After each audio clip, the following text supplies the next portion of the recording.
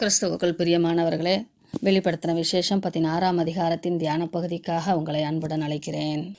இந்த 16ஆம் அதிகாரத்தில் 7 தூதர்களையும் 7 தூதர்கள் மூலமாக உண்டாகக்கூடிய வாதைகளையும் குறித்து நாம் படிக்கிறோம். அப்பொழுது தேவ ஆலயத்திலிருந்து உண்டான ஒரு பெருஞ்சத்தம், அந்த 7 தூதருடனே நீங்கள் போய் தேவனுடைய கோப கலசங்களை பூமியின் மேல் ஊற்றுங்கள் என்று சொல்ல கேட்டேன். தேவன் அவர்களுக்கு ஆணை கொடுக்கிறார். முதலாம் தூதன் போய் தன் கலசத்தில் உள்ளதை பூமியின் மேல் ஊற்றினான். உடனே மிருகத்தின் முத்திரையை தரித்தவர்களும் அதன் சொரூபத்தை வணங்குறவர்களுமாகிய மனுஷர்களுக்கு பொல்லாத கொடிய புண் உண்டாயிற்று. மிருகத்தை ஜெயித்தவர்கள் அந்த கிறிஸ்துவனால் உபத்திரமும் பயமுறுத்தலும் அல்லது மரணம் இவற்றை சகித்து கிறிஸ்துவ மேல் உள்ள விசுவாசத்தை மறுதலியாமல் இருந்தவர்கள் கண்ணாடி கடல் அருகே நின்று ஆண்டவரை தொழுது கொண்டிருக்கிறார்கள். இப்படி மீட்கப்படாதவர்கள், தேவனை தேடாதவர்கள், மிருகத்துக்கு பின்பாக இருப்பவர்கள் மேல் உண்டாகக்கூடிய வாதை இது. அவர்களை அவர் தண்டிக்கிறார் என்று அல்ல, மனம் திரும்புவதற்காக சின்ன சின்ன வாதைகளை, இது சின்ன சின்ன வாதை அல்ல, பெரிய பெரிய வாதைகளை தேவன் செய்கிறார். பிசாசானவன் யோபுவிடத்திலே சோதிப்பதற்கு தேவனிடத்திலே அனுமதி கேட்கும்போது, சரீரத்திற்கு சரீரம், தோலுக்கு தோலும், மாமிசத்துக்கு மாமிசமும் என்ற பழமொழியை சொல்லி யோபுவை புண்களால் வாதிக்க கேட்டுக்கொள்வான். ஒவ்வொரு தனி மனிதனும் தனது சரீரத்திலே இப்படிப்பட்ட புண்கள் உண்டாகும் போது மிக கொடிய வேதனையினால் தேவனை தூசிப்பார்கள் அல்லது தேவனை பற்றி கொள்வார்கள். இந்த வாதைகளை எல்லாம் நாம் தொடர்ந்து வாசிக்கும் போது 9ஆம் வசனத்திலும் 11ஆம் வசனத்திலே நீங்கள் பார்ப்பீர்கள் என்றால், அவர்கள் மனம் திரும்புவதற்கென்றே இந்த வாதைகளை செய்கிறார். ஆனால் அவர்களோ அவரை மகிமைப்படுத்தி மனம் திரும்பவில்லை என்றுதான் வேதம் குறிப்பிடுகிறது. தேவன் எவ்வளவு இரக்கமும் தயவும் உள்ளவராய் இருக்கிறார் என்று பாருங்கள். 70 தரம் மன்னிப்பவர் மாத்திரமல்ல, மீண்டும் மீண்டும் வாய்ப்புகளை கொடுக்கிறவர் என்று இந்த வேதம் நமக்கு சித்தரிக்கிறது. இப்படி புண் உண்டாகிறது, ஆனாலும் அவர்கள் மனம் திரும்பவில்லை. 2ஆம் தூதன் தன் கலசத்தில் உள்ளதை சமுத்திரத்தின் மேல் ஊற்றினான். உடனே அது செத்தவனுடைய இரத்தம் போலாயிற்று. சமுத்திரத்தில் உள்ள பிராணிகள் யாவும் மாண்டு போயின. கடல் உயிர் யாவும் அழிந்து விடுகிறது. நமது இயற்கையின் இயக்க விதியிலே, ரீசைக்கிளிங்ல இந்த கடல் உயிரினங்கள் மிக முக்கிய பங்காற்றுகின்றன. மழை பெய்து அந்த மழை பூமியை வாஷ் செய்வது போல துடைத்து, அதாவது கழுவி, நதிகள் வழியாக ஓடி வந்து நதிகள் மூலமாக கடலுக்கு சென்று அந்த கடலிலே கலக்கிற அந்த அழுக்கை எல்லாம் இந்த உயிரினங்கள் உண்டு. இப்படி ஒரு தண்ணீர் சுத்திகரிப்பு உண்டாகக்கூடியதாக இந்த கடல் வாழ் உயிரினங்கள் இருக்கின்றன. இதை தவிர பலவித நன்மைகள் நமக்கு உண்டாகிறது. கடல் வாழ் உயிரினங்கள் நமக்கு மிகப்பெரிய நன்மைக்கான ஒரு சைக்கிள், ஒரு சுற்றுச்சுழற்சிக்கு காரணமாய் அமைகின்றன. இப்போ அந்த சுற்றுச்சுழற்சியில ஒரு தடை உண்டாகிறது. அந்த கடல் வாழ் உயிரினங்கள் எல்லாம் மாண்டு போய்விட்டன. 3ஆம் தூதன் அப்போ மனிதர்களுக்கு அது மிக கடினமான ஒரு சூழலை உண்டாக்கும். கடல் நீர் உப்புத்தன்மை அதிகரிக்கும், கடல் நீர் அசுத்தமாகும், மழை நீர் அசுத்தமாகும், மனிதர்களுக்கான வாழ்வியல் பாதிக்கப்படும், இதனால் பூமி வெப்பமடையும். இப்படி அநேக காரியங்கள் உண்டு. இவைகளை எல்லாம் கடந்தும் மனிதர்கள் மனம் திரும்பவில்லை. 3ஆம் தூதன் இப்பொழுது தனது கலசத்தில் உள்ளதை ஆறுகளிலும் நீரூற்றுகளிலும் ஊற்றினான். இது குடி தண்ணீரை நாசம் செய்யக்கூடியதாய் இருக்கிறது. மனிதனுக்கு குடி தண்ணீர் மிகவும் இன்றியமையாதது. கிட்டத்தட்ட இந்த காலங்களில் இது நடந்து கொண்டிருக்கிறது என்றும் சொல்லலாம். கடல்களிலே பலவிதமான பிளாஸ்டிக் பொருட்களும், மருத்துவ கழிவுகளும், இன்னும் உபரி பொருட்களும், இன்னும் விண்வெளி ஆராய்ச்சியிலே செய்யக்கூடிய அனைத்து கழிவுகளும், வானத்திலிருந்து விழுபவைகள் கூட கடலிலே விழத்தள்ளப்படுவதாகவும் பார்க்கிறோம். இப்படி கடலானது அப்படிப்பட்ட சாபத்திற்கு உள்ளாயிருக்கிறது என்றும் பார்க்கிறோம். பல இடங்களிலே அந்த உயிரினங்கள் அழிந்து மடிந்து கரை ஒதுங்குவதை பார்க்கிறோம். இவைகளெல்லாம் இயற்கையின் அழிவுக்கு அடையாளங்கள் என்று சொல்லி அநேகருடைய புலம்பலை நாம் கேட்கிறோம். இதோடு கூட குடிநீர் தண்ணீரிலும் இப்படிப்பட்ட வாதை உண்டாகிறது. அப்பொழுது தூதன் அந்த தண்ணீரின் மேல் தன் கலசத்தில் இருந்ததை கொட்டியதினால், தண்ணீர்களின் தூதன் இருக்கிறவரும் இருந்தவரும் பரிசுத்தவருமாகிய தேவரீர் இப்படி நியாயந்தீர்க்க நீதி உள்ளவராயிருக்கிறீர். அவர்கள் பரிசுத்தவானுடைய இரத்தத்தையும் தீர்க்கதரிசியுடைய இரத்தத்தையும் சித்தினபடியால் இரத்தத்தையே அவர்களுக்கு குடிக்க கொடுத்தீர், அதற்கு பாத்திரராயிருக்கிறார்கள் என்று சொல்ல கேட்டேன். அது கிட்டத்தட்ட தண்ணீர் நிலைகள், கடல் மாசுபடுகிறது, தொடர்ந்து அது அப்படியே மலை மாசு, அது குடிநீர் மாசு என்று மாசுபட்டு குடிப்பதற்கு ஒவ்வாத நிலைமையிலே தண்ணீர் மாறிக்கொண்டிருக்கிறது. இது கண்டம்னேட்டட் ட்ரிங்கிங் வாட்டர் என்று உலகளாவிய மக்கள், அரசாட்சியாளர்கள், பெரும் தலைவர்கள், தன்னார்வர்கள் எல்லோரும் இந்த காரியத்தை குறித்து பேசுவதை நாம் கேட்டுக்கொண்டிருக்கிறோம். அது இப்பொழுது செயல்பட்டு கொண்டிருக்கிறது. இன்னும் சொல்லப்போனால் தேவன் மனிதன் செய்கிற ஒவ்வொரு காரியங்களுக்கும் பிரதிபலன் கொடுக்கிறவர் என்பதை இந்த காரியம் நமக்கு சுட்டி காட்டுகிறது.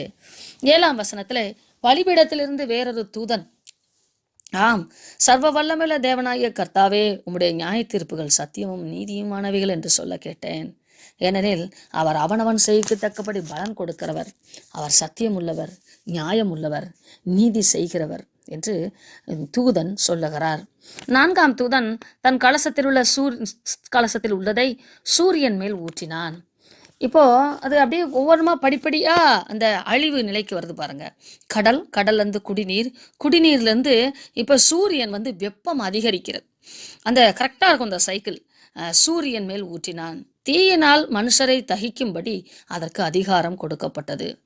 இந்த கடல் நீர் மாசுபடுகிறது, குடிநீர் மாசுபடுகிறது, அதனால் மழை பொழிவு குறைகிறது, பூமி வெப்பம் அதிகமாகிறது, வான மண்டலங்களிலே ஓசோன் படலங்கள் எல்லாம் ஓட்டை விழுந்து அது ஒரு ஃபில்டரிங், அந்த அல்ட்ரா வயலட் ரேஸ், அந்த கதிர்கள் ஃபில்டர் ஆகாமல் நேரடியாக சூரியன் பூமியை வந்தடைகிறது. அப்பொழுது மனுஷர்கள் மிகுந்த உஷ்ணத்தினால் தகிக்கப்பட்டு அப்படியே சுட்டு எடுக்கப்படுகிறார்களாம். யூரோப் கண்ட்ரியில் இந்த காலங்களில் வெளியே நிறுத்தி வைத்திருக்கிற கார்கள் வெந்துருகி போவதும், சாலைகளிலே ஓடுகிற வாகனங்களுடைய டயர்கள் உருகி போவதும் நீங்கள் அநேக செய்திகளை இப்பொழுது நாம் கேட்டுக்கொண்டிருக்கிறோம். இந்த வாதைகள் எல்லாம் தேவன் மனம் திரும்புவதற்கென்றே அனுமதிக்கிறார். இது தேவன் செய்வது அல்ல, மனிதன் செய்த தவறுகளின் பிரதி விளைவு, பக்க விளைவு என்றுதான் நாம் சொல்ல வேண்டும். மனிதன் ஒவ்வொரு தவறின் உச்ச நிலைமைக்கு செல்ல செல்ல தேவன் அவர்களுடைய கிரியைக்கு தக்க அந்த பலனை அனுமதிக்க வேண்டிய சூழலிலே இருக்கிறார். அப்பொழுது மனுஷர்கள் மிகுந்த உஷ்ணத்தினால் தகிக்கப்பட்டு இந்த வாதைகளை செய்ய அதிகாரமுள்ள தேவனுடைய நாமத்தை தூசித்தார்களே அல்லாமல் அவரை மகிமைப்படுத்தி மனம் திரும்பவில்லை. மனம் திரும்புறதுக்கு கொஞ்சம் கூட விருப்பமே இல்லையா. அப்போ கூட ஆண்டவரையும் அவருடைய படைப்புகளையும் சிருஷ்டியையும் தூசித்தார்களாம். தேவன் அனுமதிக்கிறார் என்று சொல்லும்போது அவரை நீங்கள் முரட்டாட்டம் பிடித்தவராக அல்லது கொடூர தேவனாக நாம் எண்ணிவிடக்கூடாது. இஸ்ரவேலர்களை தேவன் பாதுகாக்க அக்கினி ஸ்தம்பத்தையும் மேக ஸ்தம்பத்தையும் வைத்து பாதுகாத்தார் அல்லவா. வனாந்திர வழிதானே. எகிப்திலிருந்து அவர்கள் வெறி வரும்போதே அக்கினி ஸ்தம்பமும் மேக ஸ்தம்பமும் அவர்களோடு இருந்ததே. அதே அக்கினி ஸ்தம்பம் இஸ்ரவேல் ஜனங்களுக்கு வெளிச்சமாகவும் அந்த இரவிலே அவர்களுக்கு அனல் கொடுக்கிறதாகவும், இஸ்ரவேல் அல்லாத இந்த எகிப்தியர்களுக்கு குருட்டாட்டம் பிடிக்கக்கூடிய இருளாகவும் இருந்தது என்று பார்க்கிறோம். ஒரே அற்புதத்தினாலே அவர் 2 விதமான விளைவுகளை கொண்டு வர முடியும். இப்படி அவர் பறந்து காக்கும் பட்சியை போல நம் மீது எந்த ஆக்கினைகளும் வந்து விடாதபடிக்கு பாதுகாத்த கர்த்தர் கடைசி காலத்திலே அவர் நிறைவேற்ற வேண்டிய அந்த நியாய தீர்ப்பு நிறைவேற்றப்பட வேண்டும் என்பதினாலே அவர் இவைகளுக்கு அனுமதி கொடுக்கிறார். தமது பிள்ளைகளை சேகரித்து விட்டு இன்னும் வாய்ப்பு கொடுக்கிற தேவன் என்று நாம் பார்க்கிறோம். 10ஆம் வசனம். 5ஆம் தூதன் தன் கலசத்தில் உள்ளதை மிருகத்தினுடைய சிங்காசனத்தின் மேல் ஊற்றினான். அப்பொழுது அதன் ராஜ்யபாரம் இருளடைந்தது. அவர்கள் வருத்தத்தினால் தங்கள் நாவுகளை கடித்து கொண்டு தங்கள் வருத்தங்களாலும் தங்கள் புண்களாலும் பரலோகத்தின் தேவனை தூசித்தார்களே அல்லாமல் தங்கள் கிரியைகளை விட்டு மனம் திரும்பவில்லை. கொஞ்சம் குறைய ஆண்டவர் அந்த மிருகத்தை சுற்றி இருக்கிற மனிதர்கள் மனம் திரும்புவதற்கான வாய்ப்பையும் கொடுக்கிறார். ஆனாலும் அவர்கள் மனம் திரும்பவில்லை. 6ஆம் தூதன் தன் கலசத்தில் உள்ளதை ஐப்ராத் என்னும் பெரிய நதியின் மேல் ஊற்றினான். அப்பொழுது சூரியன் உதிக்கும் திசையிலிருந்து அந்த வழியிலே வருகிற ராஜாக்களுக்கு வழியை ஆயத்தமாக்கும்படி அந்த நல்ல நீரின் தண்ணீர் வற்றி போயிற்று. சாத்தானுடைய வல்லமையினால் உந்தப்பட்டு கீழ்த்திசை நாடுகளின் ராஜாக்கள் பெரிய யுத்தத்திற்கென அர்மகதோன் என்னும் இடத்தில் கூடுவார்கள். இதை நாம் 19ஆம் அதிகாரத்திலும் படிப்போம். இந்த யுத்தத்தில் கலந்து கொள்ளும் கிழக்கு நாட்டு ராஜாக்கள் இஸ்ரவேல் தேசத்தை அடையும்படி ஐப்ராத்து நதியை தேவதூதன் வற்றி போக பண்ணுவான். அவர்கள் சீக்கிரமாக தீவிரித்து வரத்தக்கதாக அந்த வாய்ப்பை கொடுப்பான். இந்த காலத்திலே பூமியிலே வாழ்ந்து கொண்டிருக்கிற மனிதர்கள் யாவரும் சிங்காசனத்தின் மேல் வீற்றிருக்கிற மிருகத்திற்கு அடிமைப்பட்டிருந்தபடினாலும், சிறுநில மன்னர்கள் எல்லோரும் இந்த மிருகத்தின் கீழே பணி செய்வதனாலும், மிருகத்தோடு சேர்ந்து தேவனுக்கு விரோதமாக போர் செய்வதற்காக அவர்கள் கூடி வருவார்கள். அப்படி அவர்கள் வரும்போது வருவதற்கான வழியை விடும்படியாக ஐப்ராத் நதி வற்றி போகும். இது அவர்களுக்கு வாய்ப்பு என்று நாம் கருதக்கூடாது. அவர்கள் சீக்கிரமாக தீவிரித்து வந்தாலும் அந்த தண்ணீர் இல்லாமல் அவர்கள் வாடி போவார்கள். அது இன்னொரு வாதை என்றே கணக்கிட வேண்டும். இப்படி தண்ணீர் வற்றி போவதினாலே தவளைகள் அந்த நதியிலிருந்து வெளியே வரும். அது அசுத்த ஆவிகளுக்கு அடையாளமாய் இருக்கிறது. தேவன் ஒரு காரியத்தை செய்கிறார் என்றால் பிசாசானவனும் அவன் தன்னை பாதுகாத்துக் கொள்வதற்காகவோ அல்லது தனது வசத்தில் இருக்கிற வல்லமைகளை வெளிப்படுத்தி மனிதர்களுடைய மனங்களை வசப்படுத்திக் கொள்வதற்காகவோ அவனும் அற்புதங்களை செய்வான். அதைத்தான் 13, 14 வசனங்களிலே வாசிக்கிறோம். அவைகள் அற்புதங்களை செய்கிற பிசாசுகளின் ஆவிகள். அவைகள் பூலோகம் எங்கும் உள்ள ராஜாக்களை சர்வ வல்லமையுள்ள தேவனுடைய மகா நாளிலே நடக்கும் யுத்தத்திற்கு கூட்டி சேர்க்கும்படிக்கு புறப்பட்டு போகிறது. அந்த பிசாசு செய்கிற அந்த அசுத்த ஆவிகள் செய்கிற அற்புதங்களை கண்டு ராஜாக்கள் பிரமித்து நாம் தாம் ஜெயிப்போம், நமது தலைவன் மிக அற்புதம் உள்ளவன் என்று சொல்லி அவர்கள் அப்படி சோரம் போவார்கள். இதோ திருடனை போல வருகிறேன், மானம் காணப்படத்தக்கதாக நிர்வாணமாய் நடவாதபடிக்கு விழித்துக்கொண்டு தன் வஸ்திரங்களை காத்து கொள்கிறவன் பாக்கியவான். தேவன் நமக்கு கொடுத்திருக்கிற ரட்சிப்பின் வஸ்திரத்தை இது சொல்லுகிறது.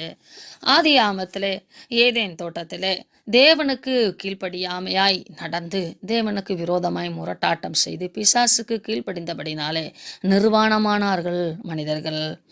அப்படி தங்களுடைய நிர்வாணம் காண அங்கே ஏதேன் தோட்டத்திலே வேறு யாரும் இல்லை. ஆதாமும் ஏவாளும் பிசாசும் தேவனும் தான். அவர்கள் எப்பொழுதும் கண்டு கொண்டிருந்தவர்கள் தான். ஆனால் கீழ்ப்படியாமை என்பதினாலும் முரட்டாட்டம் என்பதினாலும் அவர்களுக்கு அவமானமும் வெட்கமும் நிர்வாணமும் உண்டாயிற்று. அது பிரிவினையை தந்தது.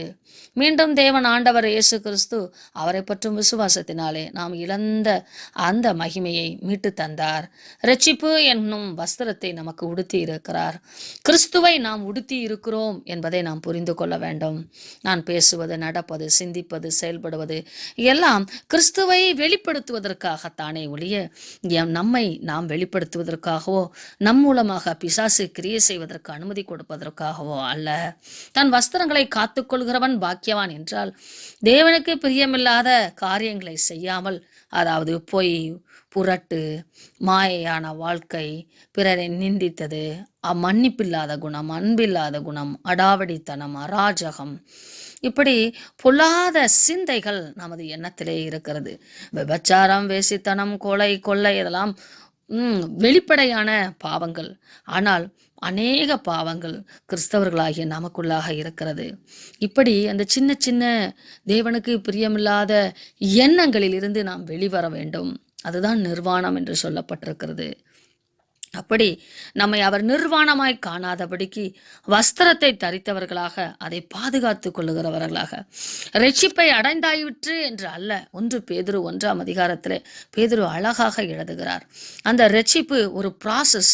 அதை நாம் முற்றுமுடிய பெற்றுக்கொள்ள காத்திருக்க வேண்டும். வஸ்திரங்களை காத்து கொள்கிறவன் பாக்கியவான். அப்பொழுது எபிரேய பாஷையில் அர்மகதோன் எனப்பட்ட இடத்திலே அவர்களை கூட்டிச் சேர்த்தான். இந்த பிசாசு கூட்டிச் சேர்க்கிறான். 7ஆம் தூதன் தன் கலசத்தில் உள்ளதை ஆகாயத்தில் ஊற்றினான். இது தேவனுடைய சைட்ல இருந்து நடக்கிற ஒரு பெரிய போர். இந்த போரிலே அவர் பிசாசை வீழ்த்துவது அவருக்கு எளிது. ஆனால் பிசாசின் பிடியில் இருக்கிற தனது சாயலில் படைக்கப்பட்ட மனிதர்களை மீட்டெடுப்பதற்காகவே இவ்வளவு நீண்ட பொறுமையான யுத்தத்தை தேவன் செய்து கொண்டிருக்கிறார். 7ஆம் தூதன் தன் கலசத்தில் உள்ளதை ஆகாயத்தில் ஊற்றினான். அப்பொழுது பரலோகத்தின் ஆலயத்தில் உள்ள சிங்காசனத்திலிருந்து ஆயிற்று என்று சொல்லிய பெருஞ்சத்தம் பிறந்தது. இதுதான் முடிவு என்று சொல்லி பெரும் சத்தம் சொல்லுகிறது. சத்தங்களும் இடி முழக்கங்களும் மின்னல்களும் உண்டாயின. பூமி மிகவும் அதிர்ந்தது. பூமியில் மேல் மனுஷர்கள் உண்டான நாள் முதற்கொண்டு அப்படிப்பட்ட பெரிய அதிர்ச்சி உண்டானதில்லை. இதை நாம் பல இடங்களிலே பார்க்கிறோம். திடீரென்று வருகிற பூமி அதிர்ச்சிகளும் பூகம்பங்களும் எரிமலை வெடிப்புகளும் அப்பப்பா மகா கொடிய வேதனைகளை நமக்கு முன்னிறுத்துகிறது. அப்பொழுது மகாநகரம் 3 பங்காக பிரிக்கப்பட்டது. ஜாதிகளுடைய பட்டணங்கள் விழுந்தன. மகா பாபிலோனுக்கு தேவனுடைய உக்கிரமான கோபாக்கினையின் மது உள்ள பாத்திரத்தை கொடுக்கும்படிக்கு அது அவருக்கு முன்பாக நினைப்பூட்டப்பட்டது. அதாவது பிசாசின் உலகத்திற்கு நியாய தீர்ப்புக்கு அடையாளமாக மது உள்ள பாத்திரம் என்று சொல்லப்பட்டிருக்கிறது. தீவுகள் யாவும் அகன்று போயின, பர்வதங்கள் காணப்படாமல் போயின. பூமியின் அமைப்பு ஒட்டுமொத்தமாக மாறி தலைகீழாக மாறிப்போனது. ஒரு தாளந்து நிறையான பெரிய கல்மலையும் வானத்திலிருந்து மனுஷர் மேல் விழுந்தது. 33.5 3.5 கிலோ 33 கிலோ எடையுள்ள பெரிய கற்கள் வானத்திலிருந்து விழுந்ததாம். அது எரிமலை கற்களா இருக்கலாம், பனிக்கட்டி கற்களா இருக்கலாம். கல்மலை என்று சொல்லப்பட்டிருக்கிறது. ஆசிட் நிறைந்த அது பூமியை வந்து அடையும் போதே எரிந்து மலையாய் சொரியும். அப்படிப்பட்ட விண்கற்கள் அங்கிருந்து விழலாம். அந்த கல்மலையினால் உண்டான வாதை நிமித்தம் மனுஷர்கள் தேவனை தூஷித்தார்கள். அந்த வாதை மகா கொடியதாய் இருந்தது. அப்பொழுது கூட இந்த பிரபஞ்சத்தின் அதிபதியே எங்கள் மேல் இறங்கும் என்று அவர்கள் ஜெபிக்க மறந்தார்கள் என்று சொல்லக்கூடாது, மறுத்தார்கள்.